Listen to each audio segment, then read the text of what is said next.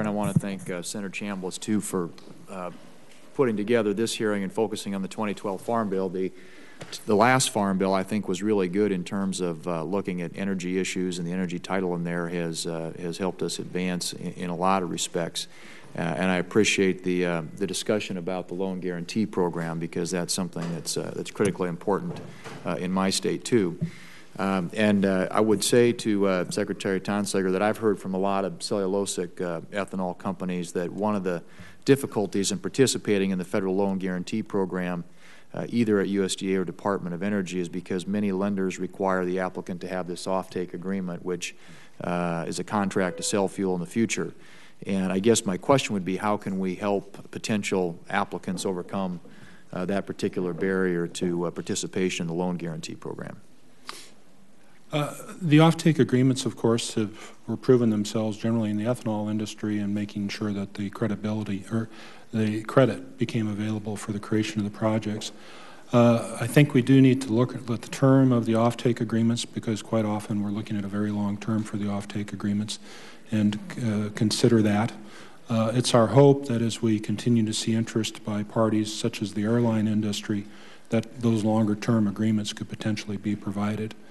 I do think we need to look at the market part of the ethanol industry. As I'm reminded quite often, if we don't grow the opportunity for consumers to access biofuels, we're going to be very limited in what we can do going forward in the industry. So I think part of the offtake agreement discussion would be is the market side, and making sure that access can exist where we can substantially grow the industry. It'll give a chance for those offtake agreements to be possible. And which leads me to my next question, but do you believe that the EPA, if the EPA were to approve E15, that lenders would be more likely to participate in the program and provide financing to some of these cellulosic ethanol plants? I would hope so. I think it would be a general sense of growth has to be provided. They'll look for trends. Having regulated the farm credit folks and being involved with other lenders, they're going to look for that sense of growth that exists, and being a decision that would enlarge the percentage of blend is going to be important, but also the mechanical part of making sure we can offer that to consumers. Do you, from your perspective, what impact is the E10 blend wall having on the renewable fuel industry and agriculture in general? I mean, how important is it that we get to E15 and get there soon? I think it's very important that we grow that market, and I think that mix, that blend mix, is going to be critical to that, yes. As you know, the EPA is delaying that decision. I mentioned this to Secretary Vilsack when he was in a couple of weeks back, and what is USDA's role in that decision, and how actively are you all advocating for getting the higher blends approved and trying to bring EPA around to what many of us agree is the right conclusion with regard to higher blends? Certainly the Secretary has been one of the prime advocates, and I agree with him in that advocacy. Do you believe that our federal forest lands have potential to provide a source of biomass for energy production in the U.S.? I do. I think there is opportunity, and I hope that there becomes flexibility available for us in using particularly the waste material associated in the forest lands. We do have projects, or particularly one project that's looking at wood-based, or is developing for wood-based ethanol production, and I think there's also an opportunity in electrical generation in some areas of the country where we can have that capacity for generation to be used for that material. Do you believe that the definition of renewable biomass in the 2008 Farm Bill strikes the right balance between meeting our energy needs and also ensuring that we are managing our forests in a responsible manner? Yes. Does that existing definition of biomass, would it be helpful too if that were applied to the renewable fuel standard? I'm sorry, I haven't contemplated that exactly, but yeah, it would seem to make sense to me, yes. Okay. We've had a concern for some time that the definition be consistent in federal law, so that some of these projects that might be able to use biomass that's located in our federal lands would be useful in terms of generating biofuels in this country. And there's been, as you know, I think, an ongoing debate about that up here. Various committees of jurisdiction sort of warring with each other about how best to define that. We thought the Farm Bill struck the balance, and would like to see that applied more generally, and obviously applied to the RFS. Let me ask you one last question. There's been a lot of interest in the Biomass Crop Assistance Program, or the BCAP program. Can you provide the committee a general sense of what types of projects have been approved to participate in BCAP, how many of those are related to transportation fuel, and what would be the budget implications if the program were more narrowly tailored to biofuels? I'm sorry, it's not my program area. I understand that. I know it's an FSA agency program, but from our perspective, I would just generally say we're interested in every opportunity to get the biomass, get biomass as an energy source off the ground, and the BCAP program is a real opportunity to assist with that. But unfortunately, I don't have enough information to give you a good answer. We could certainly, as part of our response to you all, get some information from the FSA. Okay. On that area. Appreciate that. Thank you. Thank you, Madam Chair. Senator Thune from the state of South Dakota, which is very devoted to biofuels, like my state. Yes, indeed, Madam Chair, and we look forward to working with you to promote even greater use of biofuels. And I appreciate the testimony of our panelists this morning, and some of your thoughts about how we do that. Mr. Tenny, you mentioned your testimony, but I want you to, if you could restate for this committee how much of our nation's private forest lands are off limits for energy production under the current definition of renewable biomass.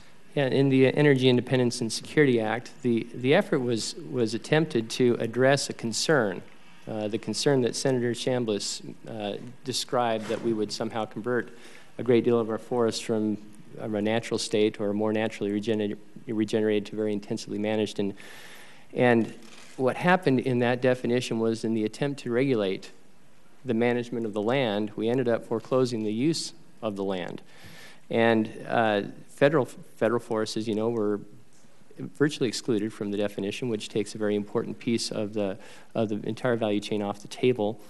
And then with respect to private lands, there was a very constrained definition that focused on the most intensively managed forests to the exclusion of the forests that are not as intensively managed, which are also a vast resource that can be used in bioenergy. And because of the complexities and the costs and all of the challenge that EPA is now working with to implement that policy, much of the material that would be available on those naturally regenerating forests would not be available for the program. Would replacing that definition with the definition in the 2008 Farm Bill result in increased renewable energy production? I think without question it would. And we're talking about a resource that's plentiful, that in regions of the country where wind, solar, and other types of renewable energy resources are not as plentiful, it will be the base load for producing renewable energy. And if given the opportunity, as I mentioned before, it will respond to the market signals. We'll have more forests, and we'll continue to manage them sustainably as we have for the last 100 years if we have the right signals. And we'll be in a position to really make the contribution that I think Congress and the public is looking for. And you don't think that would have any adverse impact on forest health? It would help forest health. If you consider what happens when we manage our forests today, the return on investment goes into good, productive forest health management. Without that return on investment, then there is no opportunity to reinvest in the land.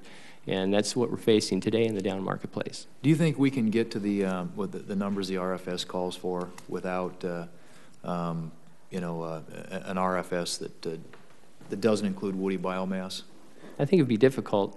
The technology for converting woody biomass to the next generation biofuels is still working through the process of moving from bench scale to production scale. Those investments are looking for the signals. If the signal in the policy is we're not really sure whether we want to use this resource to produce biofuels, then the markets are going to respond. If the signal is the opposite, that we do think that this is a fundamental part of the policy, then the markets will respond. And we want the markets to respond, and we think they will if given the right signal. General Clark, what impact is the blend wall having on the ethanol industry today? Well, basically, we're at the blend wall today. So what we're doing is we're basically forcing the marginal cost producers out of the market. We've ended the opportunity to invest in the market, and we're stifling forward momentum in the industry. So it's an urgent matter for taking the industry forward to remove that blend wall. And so, but I mean, your view is that it's having a chilling impact on investment? And has had, because this started about 2 years ago when investors on Wall Street, I'm also an investment banker, so we were looking at investments in our firm and bringing money into the ethanol industry. And it was late in 2007 when we realized that there was enough investment in the ethanol industry to meet the E10 opportunity that was present. And that's when American money started flowing to Brazilian ethanol. And they thought, well, you know, we can't get it invested in the United States, less invested in Brazil, and then try to bring it back in to the United States through the back door and undercut the American investments. So we've actually, for 2 years, we've deflected investments in the American ethanol industry because of that blend wall. We've got to have a 5-year horizon out there. And that's why it's important that it be E15, not something less, and that it be accompanied by a more far-reaching commitment to ethanol as a fuel. Yeah. And my guess is that we've talked a lot about advanced biofuels, cellulosic ethanol, it becomes that much more difficult to get investment in those types of technologies if we don't have this blend wall increased today. I mean, obviously, those who are developing. That's exactly right, Senator, because it's going to be up to corn-based ethanol to open the way for the rest of the cellulosic ethanol to come in. It's partly a matter of scale. It's partly a matter of infrastructure. And we were just mentioning the blender's tax credit and the importance of putting some of that money into flex fuel vehicles, requirements, and blender pumps. And Senator Klobuchar has introduced a bill that would help us with a lot of this infrastructure investment, including a loan guarantee for an ethanol pipeline. But all of this is required if we're going to move into cellulosic. So rather than simply capping off corn and saying that's enough of corn, let the marketplace, let innovation take place. But we got to work on the demand side. Mm-hmm. The supply side will take care of itself if there's demand there. How many blender pumps do you think are necessary to create a true market for ethanol? Somewhere between 50 and 200,000, 50,000 and 200,000. Okay. My time's up. Thank you, Madam Chair.